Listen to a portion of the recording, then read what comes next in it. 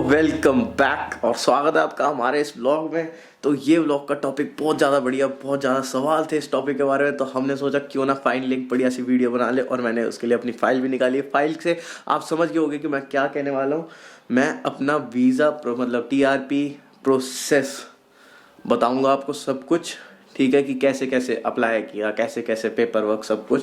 तो मैंने पूरी फाइल ही निकाल रखी है। तो बढ़िया सी वीडियो बनाते हैं। मैं कैमरा बढ़िया जगह सेट कर देता हूँ, उसके बाद मैं आपको एक एक चीज़ समझाऊंगा। और ये डिटेल प्रॉपर डिटेल वीडियो होने वाली है। तो मैं कैमरा इधर उधर हिलाऊंगा नहीं कुछ भी, और ज़्यादा वीडियो को वो नहीं बनाऊंगा कि हाँ भाई शॉर्ट शूट वाला, कि अलग अलग शॉर्ट्स डाल रहा हूँ, क्योंकि ये इन्फॉर्मेशन वीडियो है। तो मैं चाहता हूँ कि ये वीडियो आपको हेल्प आउट करे।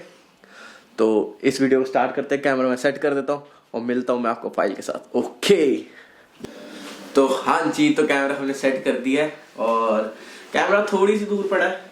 मैं होप करता हूँ कि आवाज़ सही आ रही हो। तो मैं अपनी फाइल निकालता हूँ, फिर मैं मिलता हूँ आपसे।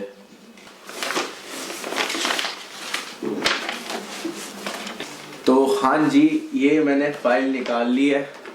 तो फाइल के ऊपर हम बाद में आएंगे, पर मैं आपको अपना रीज़न बताने वाला हूँ कि मैं लिथुआनिया क्यों चूज़ किया और क्या क्या स्टार्टिंग में मेरा स्टेट ऑफ माइंड था, क्या क्या अब है क्या नहीं है। उसके बाद मैं फाइल पे आऊँगा। धीरे धीरे हम आगे बढ़े। थोड़ी सी वीडियो हो सकता है इन्फॉर्मेटिव ज़्यादा हो, थोड़ी सी लंबी हो, तो एडजस्ट कर लेना। पूरी वीडियो देखना, आपको अच्छी इन्फॉर्मेशन मिल जाएगी।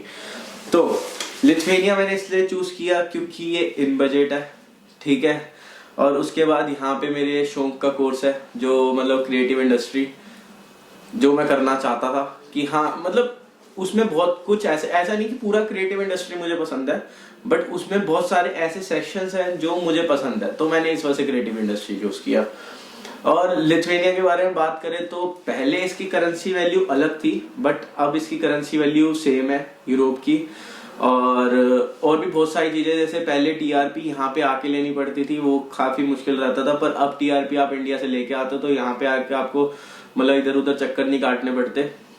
लिटरली मुझे कहीं पे भी चक्कर नहीं काटना पड़ा, बहुत ईजी रहा सब कुछ और कोई दिक्कत नहीं आई। और यहाँ पे लिविंग सस्ती है। फॉर एग्जाम्पल मेरे डॉम का जा रहा है 170 यूरो, जो कि अप्रोक्सीमेटली 15,000 के आसपास का रेंट हो जाएगा, ठीक है। ये डबल शेयरिंग वाला है। अगर आप ट्रिपल शेयरिंग वाले पे जाओगे तो आपको मिल जाएगा 130 का। तो और अगर ये तो 25 डॉम है, अगर आप इससे भी सस्ता चाहते हो तो 19 में चल जाओ। वो डॉम अच्छा नहीं है, अंदर से भी अच्छा नहीं है, पर उसमें कई रूम हैं जो अच्छे अच्छे हैं। तो इन बजट ये बताना चाहता हूँ। हाँ, और राशन वाशन का मुझे ज्यादा कुछ आइडिया था नहीं कि यहाँ पे कितना होएगा। तो स्टार्टिंग में तो मुझे बहुत महंगा लग रहा था, पर जब आप यहाँ पे आपको रहते हुए टाइम हो जाएगा और यहाँ पे अर्निंग वगैरह का समझ आ जाएगा, तो आपको वो सारी चीजें भी मैनेजेबल लगेंगी और ऐसा कुछ बहुत एक्सपेंसिव नहीं लगेगा। और क्योंकि मैं पहले INR में कन्वर्ट करता रहता सारी चीजें, तो वो नहीं करना। और लिथुआनिया के बारे में बात करें तो ये नाटो का मेंबर है और इसकी किससे कोई पंगा नहीं है ना, किसी और को इससे कोई दिक्कत है। और यूरोप का पार्ट है, तो हमारे पास मतलब हर जगह घूमने जाने का हमें मौका मिल जाएगा, ठीक है। तो अब बात करें, आप लिथुआनिया आ रहे हो, यहाँ पे लॉ कॉलेज भी, अगर जिनको लॉ के बेसिस पे पढ़ाई आगे करनी है, और आप बहुत सारे कॉलेज हैं, यूनिवर्सिटीज हैं, जिनमें आप उनका सर्च करके आप उसमें देख लो कि आपको कैसे कैसे कोर्स पसंद है। फिर आप उस कोर्स के लिए ऑफर लेटर डाल दो। ऑफर लेटर मतलब एप्लीकेशन फिल कर दो कि हाँ जी मुझे इस कोर्स में एनरोल करना है। लिथुआनिया का एक ही इनटेक है जिसमें सबसे ज्यादा लोग आते हैं, जिस इनटेक में मैं आया था सितंबर। तो अब आगे बात करें तो एक और इनटेक आता है, वो मुझे श्योर नहीं है इसलिए मैं बोल नहीं रहा, पर एक और इनटेक होता है। उसमें क्या होता है कि मतलब ज्यादा कॉलेजेस के ऑप्शन नहीं होते, ज्यादा यूनिवर्सिटीज के ऑप्शन नहीं होते। और भी बेनिफिट बहुत सारे कॉलेज से रिलेटेड, जैसे मैं विलनेस टेक में पढ़ रहा हूँ, अब मैं कॉलेज विलनेस टेक का ही ट्रांसफर भी करा सकता हूँ अपने ही कॉलेज की किसी और ब्रांच में, जो मेरे ख्याल से लातविया में है इसकी ब्रांच। तो बहुत कुछ है, मतलब बहुत कुछ है कि मैंने किस वजह से लिथुआनिया चूज किया। फिर जब आप कॉलेज चूज कर लोगे, फिर आप वहाँ पे एप्लीकेशन भरोगे कि हाँ जी कि मेरे 12th के नंबर कितने आए हैं। अगर ओपन से भी 12th तो कोई दिक्कत नहीं है, हो जाएगा। 10th में नंबर कितने आए हैं, और अगर आपने बैचलर्स करनी है तो 12th और 10th के लगेंगे। और अगर आपने मास्टर्स करनी है तो आपकी डिग्री लगेगी जो आपने करी होगी। मेन बात ये है यहाँ पे हर डिग्री बैचलर्स मतलब 4 साल की है, तो जब आप मास्टर्स करोगे ना तो आपको अपनी इंडिया में जो बैचलर्स करी होगी वो 4 साल की चाहिए। अब जिसने 3 साल की करी है तो मेरे ख्याल से वो आगे यहाँ पे सेमी मास्टर्स कर सकता है और उसके बाद वो मास्टर्स में ट्रांसफर करा सकता है। तो बहुत सारे ऑप्शन है हमारे पास, ऐसी कोई दिक्कत नहीं है। फिर जब आपका ऑफर लेटर आ जाएगा, ऑफर लेटर आएगा कैसे, जब आप भर दोगे तो वो आपको एक अपॉइंटमेंट मिलेगी। अपॉइंटमेंट में आपका इंटरव्यू होगा जो कॉलेज वाले लेके। अब इंटरव्यू कैसा होता है, इंटरव्यू में ये रहेगा कि आपके स्क्रीन में 4 से 5 क्वेश्चन आएंगे कि आपने कॉलेज चूज क्यों करा, कॉलेज में ऐसा क्या खासियत है, कॉलेज की बेसिकली तारीफ करनी होती है। मेरा भी इंटरव्यू हुआ था तो मैंने किया था। विलनेस के बारे में पूछ सकते, लिथुआनिया के बारे में पूछ सकते कि आपने ये जगह क्यों चूज करी। तो ऐसे 4-5 क्वेश्चन आएंगे, उनके आंसर देने होते हैं। वो जूम मीटिंग होती है, बट वो सारे क्वेश्चन आपके फेस टू फेस नहीं होते, वो कोई रिकॉर्ड हो रहा होता है और रिकॉर्ड होके फिर वो बाद में चेक होता है। और फिर वो अगर आपने आंसर सही दिया और आपकी इंग्लिश वगैरह सही है तो आपका मतलब पास हो जाएगा।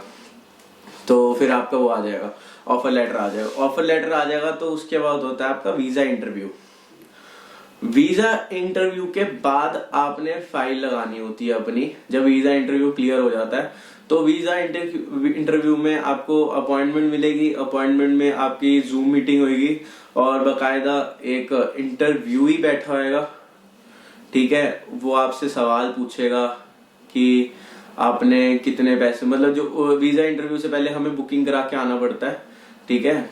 तो उसमें कितने पैसे दिए हैं और क्या क्या सब कुछ वो पूछेंगे, कितने पैसे दिए, लिथुआनिया कॉलेज के बारे में, कोर्स कौन सा है। ऐसा कुछ बहुत ज्यादा नहीं होते, 3-4 मिनट का वो होता है, ठीक है। आपका इंटरव्यू जब आपका वो हो जाएगा उसके 2-3 हफ्ते लग जाते हैं मतलब रिप्लाई आने में। मेरे 2 हफ्ते 3 दिन के आसपास आ गया था मेरा रिप्लाई। और फिर उसके बाद आपकी फाइल लगती है, जो ये फाइल है। अब मैं देखो ये मेरी फाइल है, तो आप लोगों को ये ना लगे कि मैं मनगढ़ंत कहानी बना रहा हूँ, तो इसलिए मैंने फाइल ही निकाल ली। और इसमें जो मैंने पेपर्स डाल रखे हैं मैं लिटरली वही बताऊंगा सारे, ठीक है। एक सेकंड रुकना, ये 2 फाइल है मेरे पास, ये एक्स्ट्रा फोटोकॉपीज लाया था मैं। तो इसमें इस फाइल में डलता है VFS अपॉइंटमेंट लेटर, ठीक है, application form, signature, mediation number, acceptance letter, tuition fee, और ट्यूशन फी की जो रिसिप्ट कटती है जो हम देंगे ऑफर लेटर आने के बाद हमें ट्यूशन फी देनी होती है, ठीक है। और फिर ट्यूशन फी देंगे। ट्यूशन फी देने के बाद हमारा अकोमोडेशन लेटर, 10th की मार्कशीट, 12th की मार्कशीट, अगर आपने डिग्री विग्री है आपके पास तो वो भी डलेगी, अगर आप मास्टर्स के लिए जा रहे हो, पर मेरा तो वो था नहीं, ठीक है। और वर्क एक्सपीरियंस नहीं डलेगा क्योंकि मेरे पास कोई था नहीं, पर एक CV जरूर डलता है, आपको CV बना के डालना पड़ता है। ओरिजिनल बैंक सर्टिफिकेट, और जो बैंक होता है ना कि ये एकदम सही पॉइंट आया कि आपके बैंक में मेरे बैंक में हमें 7 लाख रुपए शो मनी होते हैं। यूरोप के बाकी सब जगहों पे हमारा शो मनी नहीं होता, हमारा ब्लॉक अकाउंट होता है। लिथुआनिया मैंने इस लिए भी चूज किया था क्योंकि यहाँ पे शो मनी है, वो मतलब ब्लॉक नहीं होते पैसे। वो चाहे आप यहाँ पे आने के बाद घर सारे ट्रांसफर कर दो पैसे, या आपके बैंक में पड़े रहे, घर वाले यूज कर ले या आप यूज कर लो, जैसे मर्जी कर सकते हैं। बट अगर जैसे बेल्जियम और पैसे वगैरह जाओ ना तो वहां पे ब्लॉक अकाउंट है कि आपने 7 लाख रुपए ब्लॉक अकाउंट में डलाने और वो हर साल रिन्यू करने हैं, तो काफी ज्यादा खर्चा पड़ जाता है, तो उस चीज का इतना फायदा लगता नहीं, ठीक है। आपकी जो मतलब फोटोज लगेगी, पासपोर्ट साइज फोटोज लगेगी, इंटरनेशनल डेबिट कार्ड होना चाहिए आपके पास, जो बहुत जरूरी है। मैं लाया नहीं था बट मैंने जुगाड़, मेरे पास एक वीजा कार्ड था तो मैंने उसका नंबर डाल दिया था, और जबकि वो मेरा वीजा कार्ड डीजल ने खा लिया था, ठीक है। पर वो मेरा मतलब उन्होंने चेक किया था, पर वो मतलब मैंने वो नहीं कराया था, अपना कार्ड बंद नहीं कराया, तो मैं कटा हुआ पड़ा था, तो इस वजह से मेरा हो गया था। पर मेरे पास वीजा कार्ड नहीं था, मैं कैश ही लाया था। फिर मैंने यहाँ पे रिवोल्ट का अकाउंट खुलवाया और फिर मेरे घर से थोड़े बहुत पैसे मंगा लिए थे मैंने, ठीक है। इंटरनेशनल डेबिट कार्ड, आपकी वीजा फी लगेगी, मेरी देखो 60 यूरो लगी थी, 7,000 के आसपास वीजा फी लगेगी। और VFS की फी लगेगी मेरी 3,000 यूरो लगी थी, ठीक है। PCC police clearance. हाँ, और आपका पीसीसी लगेगा, पुलिस क्लियरेंस सर्टिफिकेट, और वो भी मेरा आसानी से हो गया था। मतलब अगर आप टाइम से बुक करा दोगे तो कई बार लग जाते हैं, 2-2 महीने भी लग जाते हैं, बट कुछ जुगाड़बाजी होती है जिससे वो जल्दी भी हो जाते हैं। तो अगर आप चाहो तो वो भी करा सकते हो, पर मैंने जुगाड़बाजी नहीं कराई थी। ठीक है, बाकी मेरे पास टाइम कम था पर मैंने जुगाड़बाजी नहीं कराई थी। मतलब प्रॉपर चेकिंग होती है, ऐसा कुछ नहीं है जुगाड़बाजी में। मतलब वो आते हैं, आपके सिग्नेचर लेते हैं, जो आस पड़ोस होते हैं, जो मतलब विटनेस के तौर पे होते हैं, उनके सिग्नेचर लेते हैं। अगर ये जुगाड़बाजी में कोट मत कर देना, इसलिए मेरी वीडियो लंबी बनती है, क्योंकि मैं हर चीज का डिस्क्लेमर देता हूँ। ठीक है, तो मतलब बहुत सारी यार चीजें होती हैं जो आप तत्काल में भी करा सकते हो। ठीक है, आप ये मान लो कि मैंने थोड़ी बहुत चीजें तत्काल में कराई थी बस। एक सेकेंड। और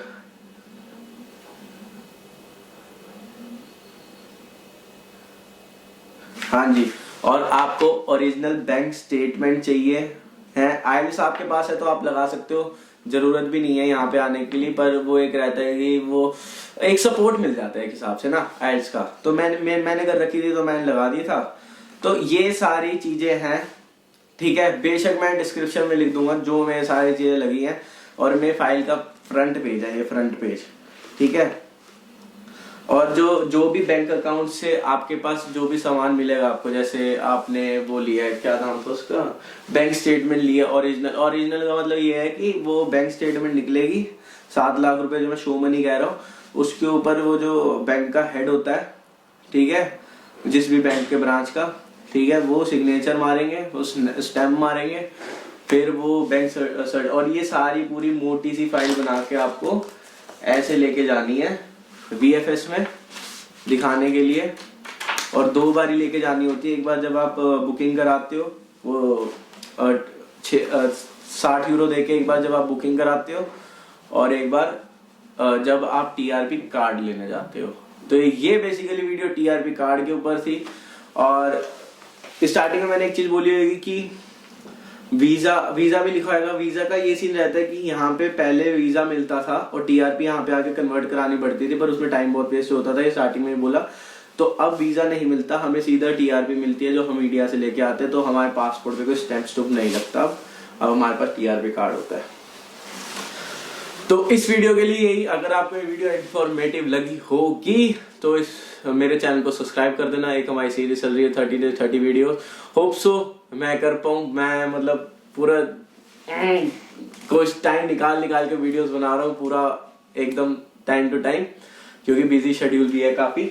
अभी मैंने जस्ट थोड़ी देर पहले प्रोजेक्ट बना के सबमिट किया है, 1 घंटा लेट, बट ठीक है, कोई नहीं। अगर ये आपको वीडियो इन्फॉर्मेटिव लगी हो तो चैनल को सब्सक्राइब कर देना, वीडियो को लाइक कर देना, कमेंट डाल देना, और होप सो सारे डाउट्स क्लियर हो जाएंगे। और आप डिस्क्रिप्शन में नीचे चेक कर लेना, आपको सारी चीजें मैं लिस्ट कर दूंगा कि मेरी फाइलिंग में क्या क्या लगी है। तो मिलते हैं फिर किसी नई वीडियो में, तब तक के लिए बाय बाय।